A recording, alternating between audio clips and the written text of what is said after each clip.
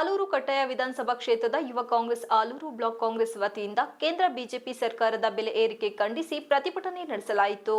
ತಾಲೂಕು ಯುವ ಕಾಂಗ್ರೆಸ್ ಅಧ್ಯಕ್ಷ ಚಂದ್ರಶೇಖರ್ ಮಾತನಾಡಿ, ಪ್ರಧಾನಿ ಮೋದಿ ಅವರು ಅಧಿಕಾರಕ್ಕೆ ಬರುವ ಮುನ್ನ ಒಳ್ಳೆಯ ದಿನಗಳು ಬರಲಿವೆ ಎಂದು ಹೇಳಿದರು. ಆದರೆ ಈವರೆಗೂ ಬಂದಿಲ್ಲ.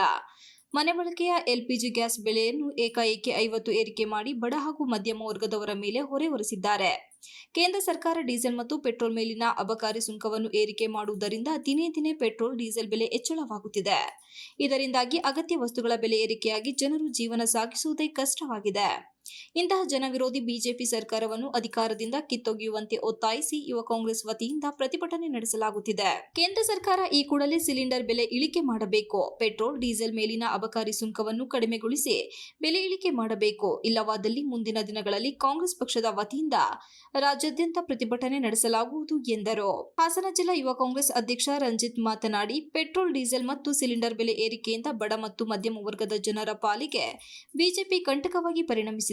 2014ರ ಮೊದಲು ಜನಪರವಾಗಿದ್ದ ಪ್ರಧಾನಿ ಮನಮೋಹನ್ ಸಿಂಗ್ ನೇತೃತ್ವದ ಕಾಂಗ್ರೆಸ್ ಸರ್ಕಾರ ಕಚ್ಚಾ ತೈಲದ ಬೆಲೆ ಅಧಿಕವಾಗಿದ್ದರೂ ಪೆಟ್ರೋಲ್, ಡೀಸೆಲ್ಗೆ ಅತ್ಯಧಿಕ ಸಬ್ಸಿಡಿ ನೀಡುವ ಮೂಲಕ ಜನರಿಗೆ ಹೊರೆಯಾಗದ ರೀತಿಯಲ್ಲಿ ದರವನ್ನು ನಿಗದಿಗೊಳಿಸಲಾಗಿತ್ತು. ಆದರೆ ಪ್ರಧಾನಿ ಕೇಂದ್ರ ಬಿಜೆಪಿ ಸರ್ಕಾರ ಕಚ್ಚಾ ತೈಲದ ಬೆಲೆ, ಪೆಟ್ರೋಲ್, ಡೀಸೆಲ್ಗೆ ಸುಂಕ ಹೆಚ್ಚಳ ಮಾಡುವ ಮೂಲಕ ಜನಸಾಮಾನ್ಯರಿಗೆ ಹೊರೆ ಹಾಕಿದ್ದಾರೆ ಎಂದು ಆಕ್ರೋಶ ವ್ಯಕ್ತಪಡಿಸಿದರು.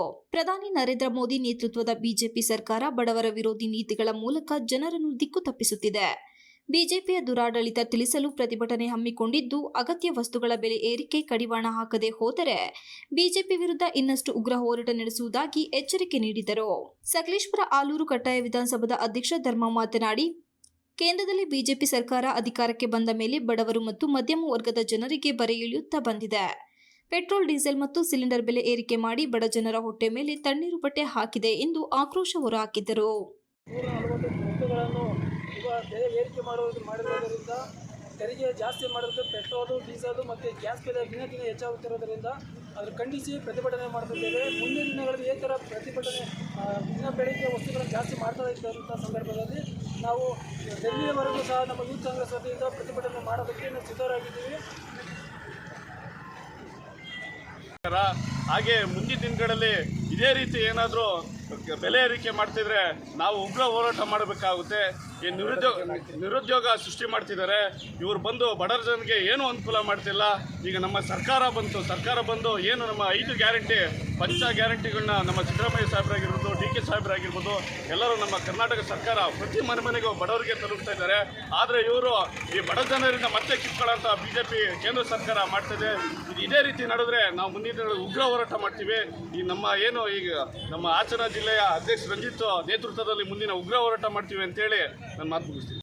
ಇನ್ಮೇಲಾದರೂ ಕೂಡ ಕೇಂದ್ರ ಬಿಜೆಪಿ ಸರ್ಕಾರ ರೈತರಿಗೆ, ಮಹಿಳೆಯರಿಗೆ, ಶ್ರಮಿಕರಿಗೆ, ಅಲ್ಪಸಂಖ್ಯಾತರಿಗೆ, ಹಿಂದುಳಿದ ವರ್ಗದವರಿಗೆ ಅನುಕೂಲವಾಗುವ ನಿಟ್ಟಿನಲ್ಲಿ ಸರ್ಕಾರವನ್ನು ನಡೆಸಬೇಕು. ಅಂತಾರಾಷ್ಟ್ರೀಯ ಮಾರುಕಟ್ಟೆಯಲ್ಲಿ ಕಚ್ಚಾ ತೈಲದ ಬೆಲೆ ಕಡಿಮೆ ಇದ್ದರೂ ಕೂಡ ನಿರಂತರವಾಗಿ ಬೆಲೆ ಏರಿಕೆಯನ್ನು ಮಾಡ್ತಾ ಇದೆ. ಈ ಒಂದು ಖಂಡನೀಯವಾದದ್ದು. ಇದನ್ನು ವಿರೋಧಿಸಿ ನಾವು ನಿರಂತರವಾಗಿ ಹೋರಾಟವನ್ನು ಕೈಗೊಳ್ಳುತ್ತೇವೆ. ಇನ್ಮೇಲಾದರೂ ಕೂಡ ಪ್ರತಿಭಟನೆಯಲ್ಲಿ ವಿಶ್ವಾಸ್, ಚಂದು, ಶಂಕರ್, ವಿವೇಕ್, ಹರ್ಷನ್, ಹರೀಶ್ ಇತರರು ಉಪಸ್ಥಿತರಿದ್ದರು. Pradeep, TV 46 Malenadu news, Aluru.